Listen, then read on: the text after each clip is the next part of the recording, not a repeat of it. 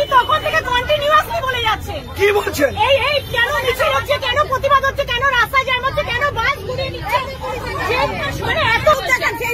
এই দেখুন এই ভদ্রলোকের মুখ দেখুন, এই দেখুন দেখুন দেখুন তিনি আরজি করের ঘটনা এই দেখুন এই দেখুন এই দেখুন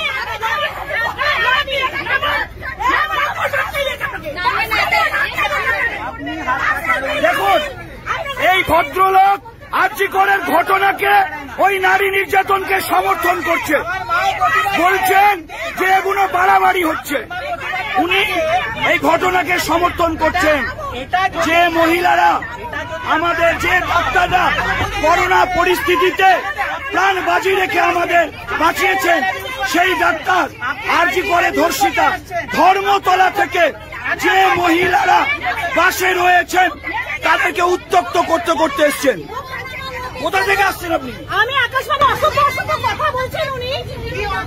দেখুন উনি বলছেন ওনার সুবিধা অসুবিধে, ওনার সুবিধা অসুবিধে। এরকম ডাক্তারদের ছিল যখন সরকারি পয়সা ফ্রিতে পড়াশোনা করছে তখন মনে ছিল না। এই রবিনের বলছে দেখুন দেখুন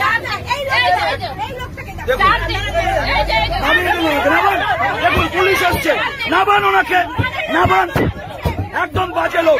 দেখুন পুলিশ এসে নামিয়ে দিচ্ছি না। রাখুন যে পাড়ারিনি সেই পাড়ার লোকেরা চিনবেন, এই ভিডিওটাকে ভাইরাল করবেন। এটা 71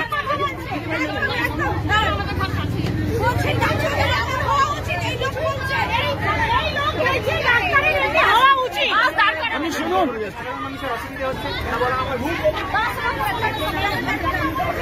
এই কন্ট্রাক্টর দাদাকে যাতা বলেছে, এই কন্ট্রাক্টর দাদাকেও যাতা বলেছে আমাদের সামনে। বলছে সরকারি পয়সায় করেছে, ডাক্তারের হওয়া উচিত নেই। ধর্মতলা থেকে প্রতিটা মহিলাকে উত্তপ্ত করতে করতে আসছে। এই দেখুন বেশ করেছেন মহিলারা, ওনাকে বাস থেকে নামিয়ে দিয়েছেন, বেশ করেছেন। যে আরজিকর কাণ্ড নিয়ে